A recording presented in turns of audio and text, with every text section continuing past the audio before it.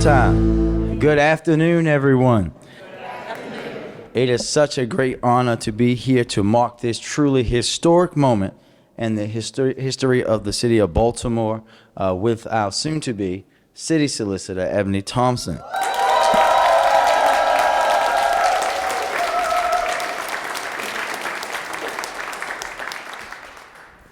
To Mr. and Mrs. Thompson, we couldn't be here without you, so thank you very much.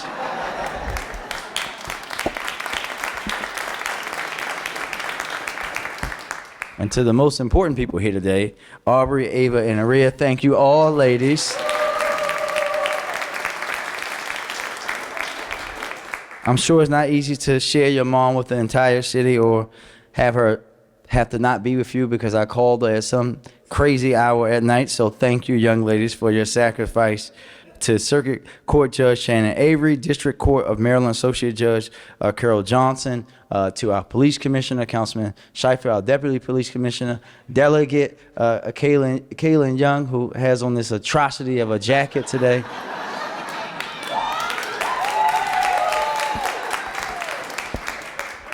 You only wear those jackets after football season.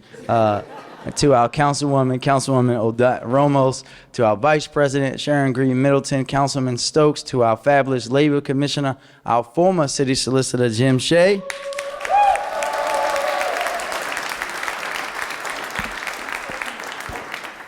I guess I can tell the story now, Jim, since it's safe to do so. When I asked Jim to be the City Solicitor, Jim said he would do it with one caveat.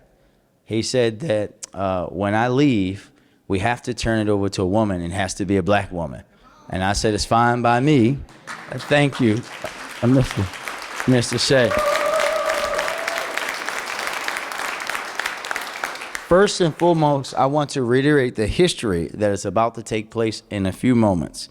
In the 294-year history of the city of Baltimore, we have never had a woman confirmed to serve as a city solicitor. Today, Ebony Thompson will be sworn in as the first woman to hold the role of city solicitor and the first openly gay solicitor to serve in the city of Baltimore.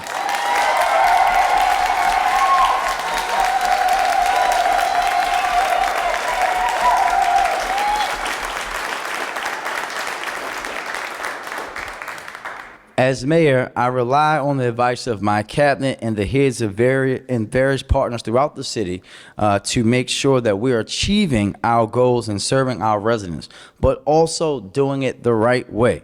And in that effort, there are few offices more important than that of the city solicitor. Ebony's number one job is to save me from myself. That's number one. As our city's chief legal advisor, the person in this position has a momentous responsibility. They're charged with the preparation and trial of all suits, actions, or proceedings of every kind to which the city of Baltimore or any municipal officer or agency is a party. This includes everything from real estate deals, labor and employment disputes and negotiations, suing gun companies, and providing counsel on legislation for the city council.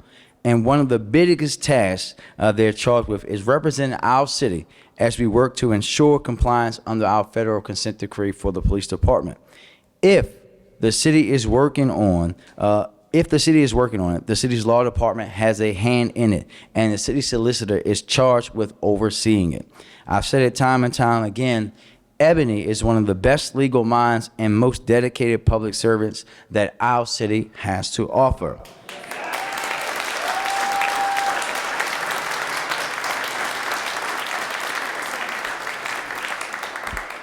In fact, high school sports is the only thing I don't seek advice from Ebony about.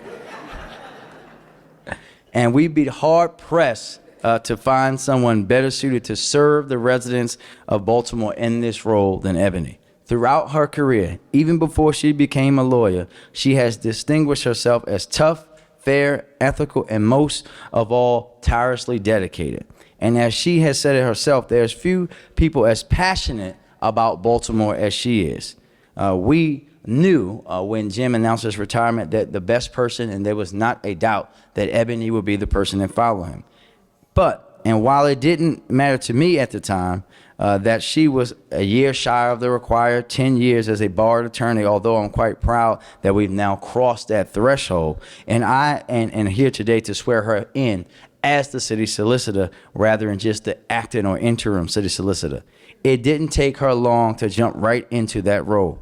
On her very first day as interim solicitor, before she even hung a picture on the wall of her new office, she was right there with me as we dealt with the tragic loss of 3 firefighters who courageously battled a fire at a vacant property. At this press conference, I directed every agency to present me with recommendations on how we could improve how the city was tackling vacant houses. Ebony promptly collaborated with the Department of Housing, Councilwoman Ramos, and the Circuit Court through Chief Administrative Judge Carayan. And in her first 90 days as solicitor, we successfully established a dedicated docket for in-rem foreclosures, which has been paramount in our effort to tackle the vacant housing crisis here in Baltimore. Thank you, Ebony.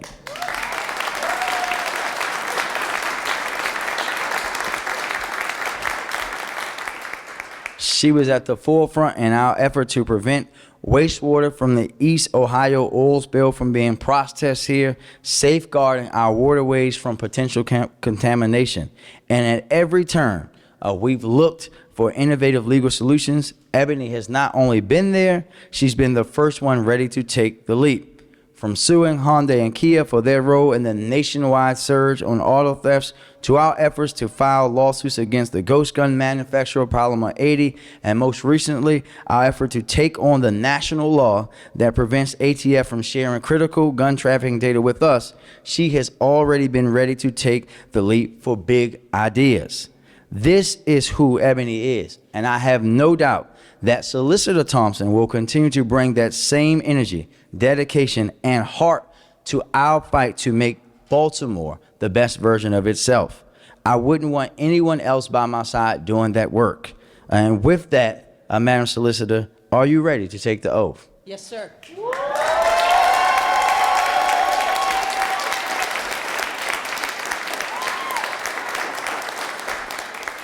Let's do it. Aubrey, you want to come up?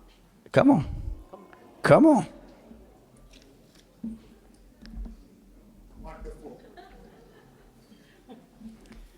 All right. I'm going to say aye, state your name, and then repeat after me.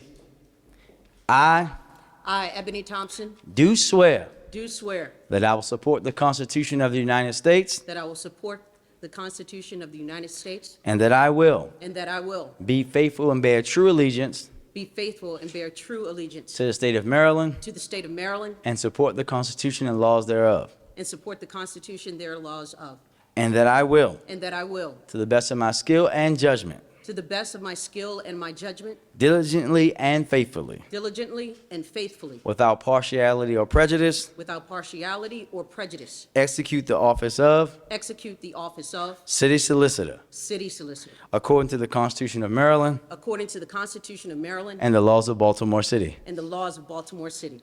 Baltimore City, your first woman city solicitor.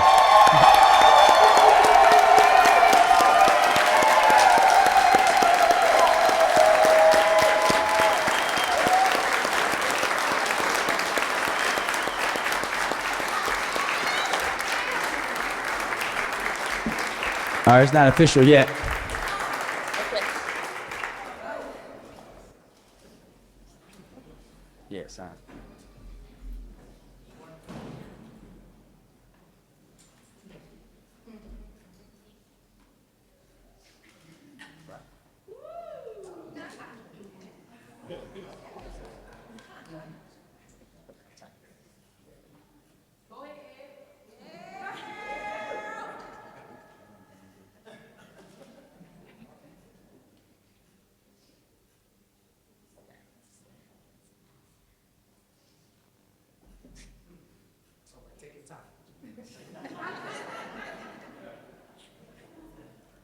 All right, ladies and gentlemen, Baltimore City Solicitor Ebony Thompson.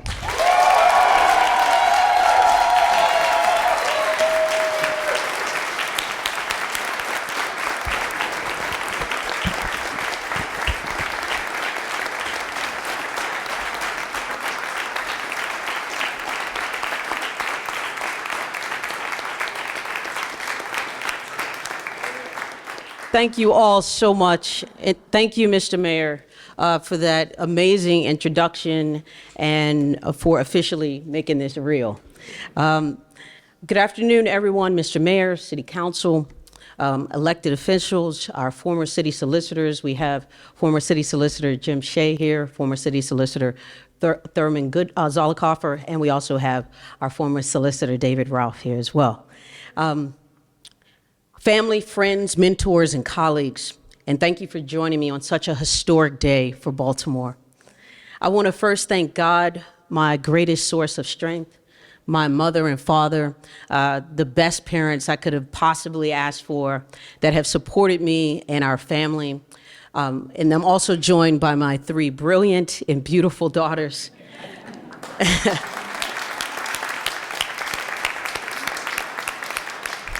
Aubrey, Ava, and Aria, you have literally changed my definition of the word impossible.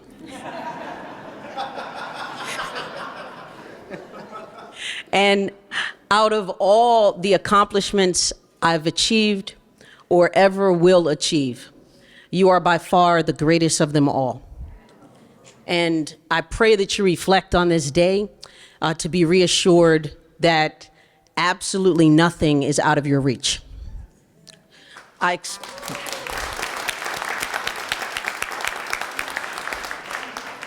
extend my heartfelt gratitude to Mayor Scott for this historic nomination and to the City Council for confirming me as Baltimore's first woman and first openly gay city solicitor.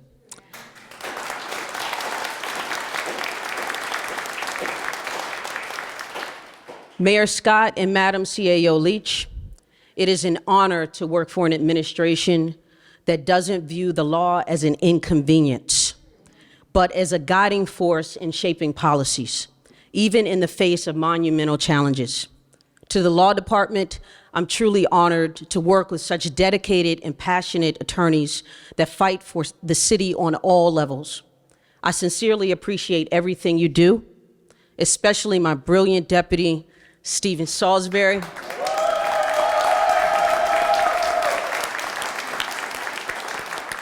My amazing chief of staff, Matthew Bradford.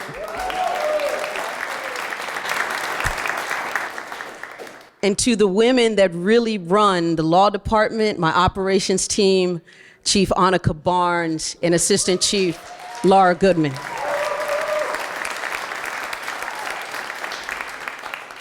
Today marks not only a personal milestone, but a profound testament to the importance of the city's intentional investment in its students, in diversity, and the promise to the future.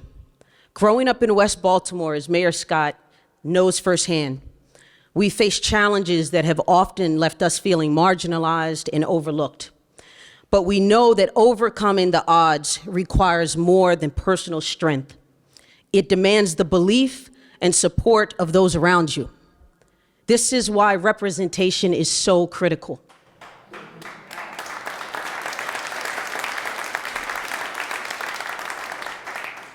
As the first woman to serve as city solicitor, I recognize the responsibility to ensure that my tenure is not an anomaly, but a stepping stone for those who will follow. As Director Dana Moore, the first woman to serve as acting city solicitor, understands very well.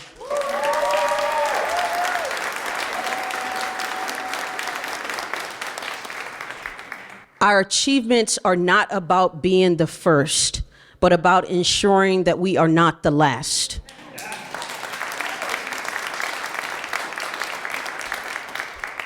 In my role as Deputy Solicitor and Acting City Solicitor, I've done my very best to provide that support to our city and residents while also providing a pathway for others to follow.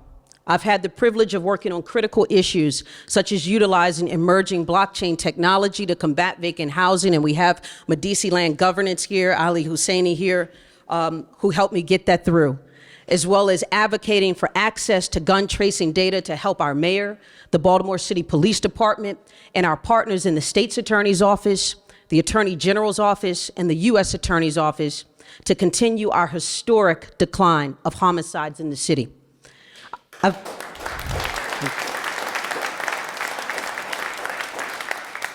I've also been able to advance our opioids litigation and institute consumer protection on a local level. We've achieved record lows in homicides while realizing historic achievements with the federal consent decree. We've advocated for women's rights and navigated legal complexities to promote justice. From West Baltimore to the heart of City Hall, my commitment to continuous learning, staying at the forefront of innovation, embracing new challenges, and defending the interests of our city remains unwavering. While my journey began with my mother, a retired educator and administrator in Baltimore City Public Schools for over 30 years, and yes,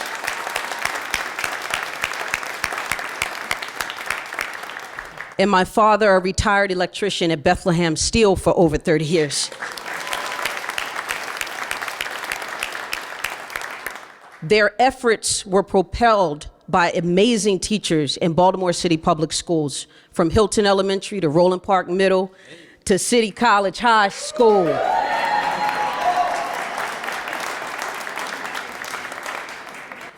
And reinforced after I graduated from Brown University and joined the United States Marine Corps Reserve and attended the University of Baltimore School of Law.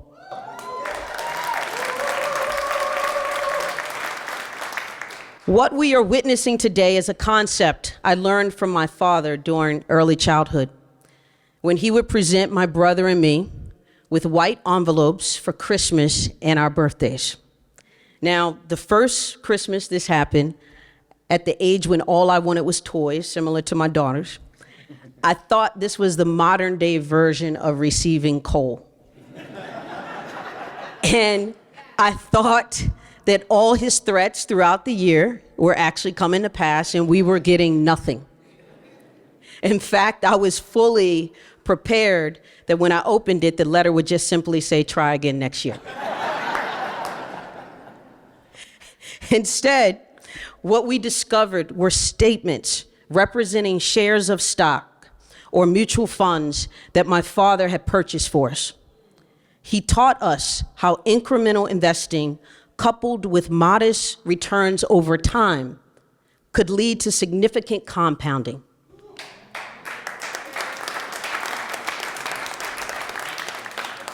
Essentially, he was imparting the knowledge that compound interest with patience and consistency could yield returns far beyond our initial expectations or what we could imagine. What I also came to realize is that this concept extended beyond the financial realm. Nowhere would I see this better than when I was out with my mother, when parents of her former students consistently conveyed how my mother's time, patience, and consistent efforts had positively influenced their children. And over time, I heard similar stories from the students themselves. Her consistent investment in people had yielded returns in the lives of these students that far surpassed their initial expectations or even hers.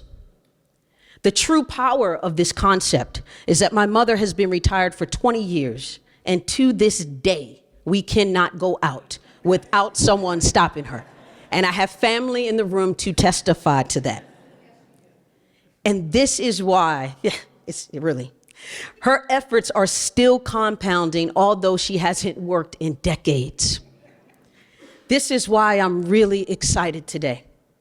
I'm excited because your presence here isn't solely because I have a new job, right?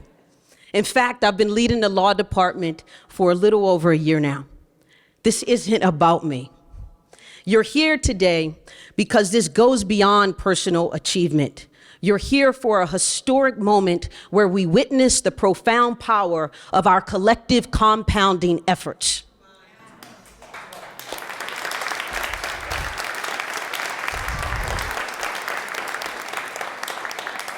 My introduction to law was through the Law Links program, which is still thriving today.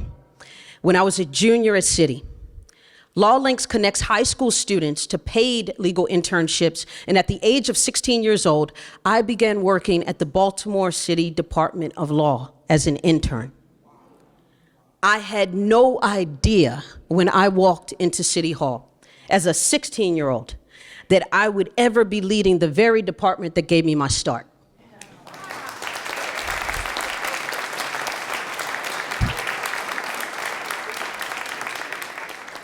In my wildest dreams, I could not imagine that possibility.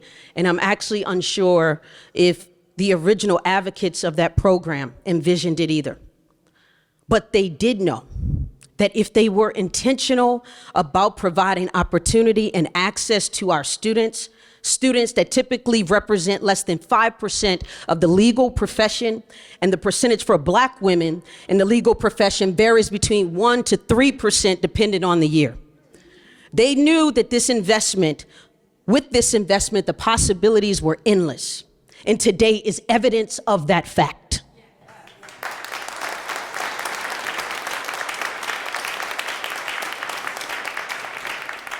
I know the narrative may make it seem like you're just getting a piece of paper with words and numbers on it, and you're missing out on something better, similar to how I felt when I got those statements. But today proves that your incremental investing is working. What if, instead of investing millions of dollars into outlets used to spread false narratives about the inadequacy of our students, that money was invested in their potential?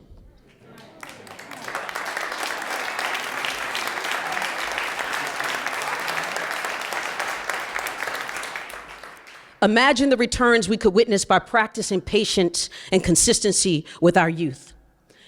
This day is for so many of us that do, and it is my opportunity to thank you personally.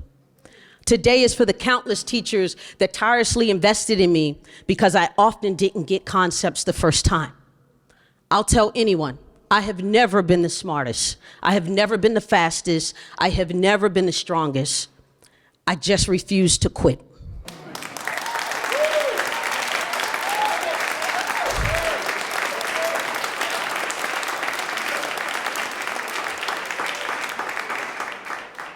And that's simply because I had family, friends, teachers, professors, and mentors that never quit on me.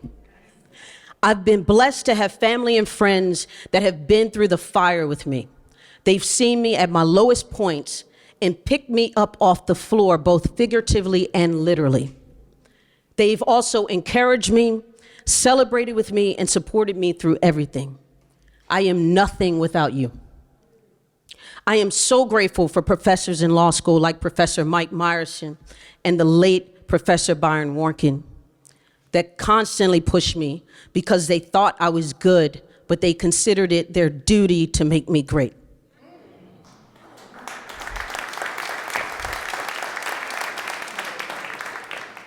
To Judge Shannon Avery, the best moot court coach I could have ever had, turned life coach, that constantly invested with me and asked me to stay on an extra year in moot court and just said, we need to work on some things. We have to work on your argument and we have to work on your delivery. And it's okay. I still rely on those lessons today, and I appreciate all the time you've always dedicated to me.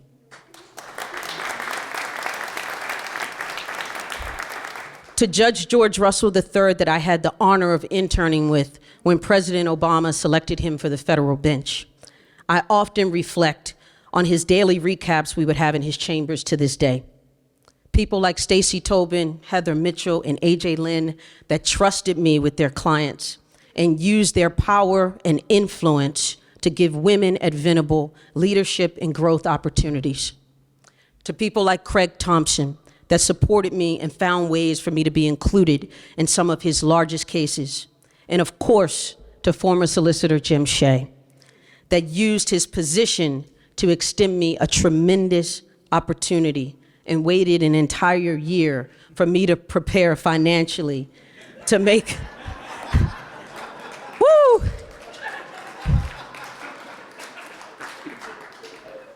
Said, Jim, I just need a year, just give me a year. To make the transition from private practice to government.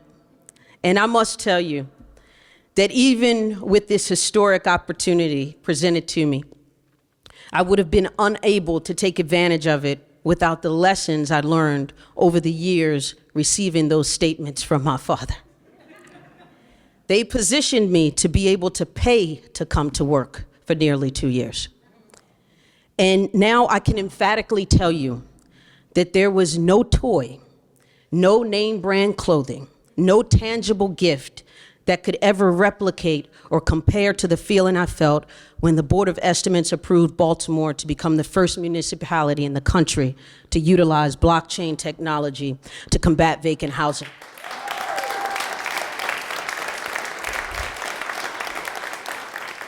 It couldn't remotely compare to the feeling I felt when we filed the lawsuit against the ATF, challenging the limitation to gun tracing data to help the mayor and our partners save more lives.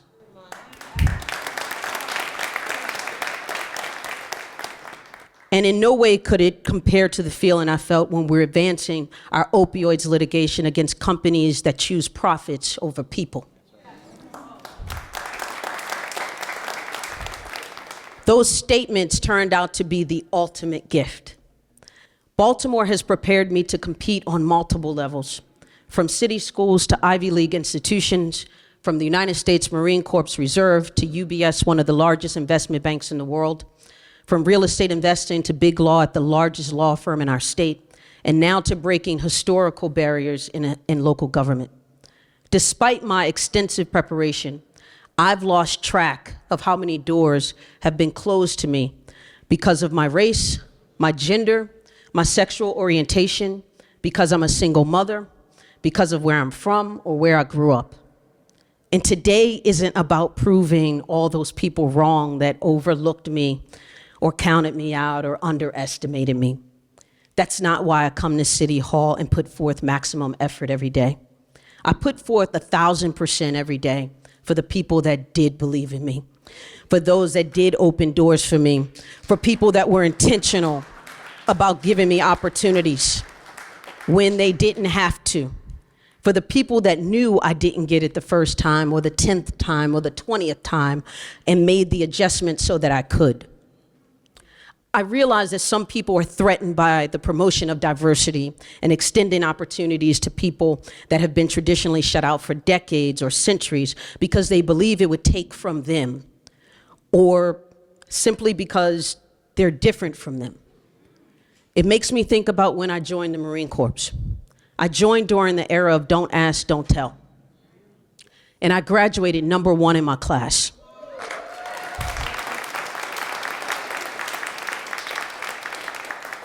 But I would have been separated from the corps if I ever vocalized my sexual orientation. I would have lost out on the best training in the world that I rely on daily. And the Marines would have lost their #1 graduate in that class, all over fear. We all lose with that mindset. You lose the ideas that person could bring, you lose the gifts they have, you lose the opportunities they offer, and you lose the ability to collaborate and learn from their experiences. I believe the best ideas haven't been thought of yet, and you have no idea who is going to present them. So when you hold people back because they are different from you, when you deny people opportunities to become the best version of themselves or to maximize their potential, you are stifling growth, you are stifling innovation, and you are stifling progress, and we all lose.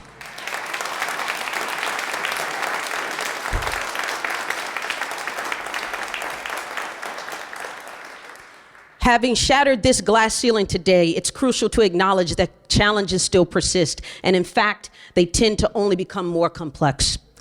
Yet, navigating through so many closed doors in my lifetime to always find a path not only fosters resilience, but instills the confidence that even in seemingly insurmountable situations, I can find a way. More importantly, I now have the ability to open doors for others. Our investments are compounding, and the ultimate returns will be immeasurable. We are more than the narratives of lack and limitation. We are a city with resilience, growth, and an unwavering commitment to change. Thank you all for this opportunity, and congratulations to each one of you for investing in the change that you wish to see. I love you all.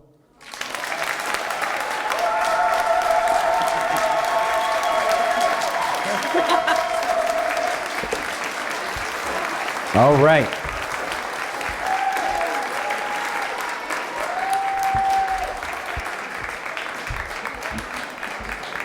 There's one last thing we have to do. Because Ebony was just preaching, we all have to say amen. Amen. And I think the law department collection box is somewhere around here. Thank you all for coming out to celebrate with us today. And now we'll allow, she signed the book already. We good. Councilman, thank you for checking. Yes, sir. We good. Come on up, take pictures. Everyone, now it's time to celebrate.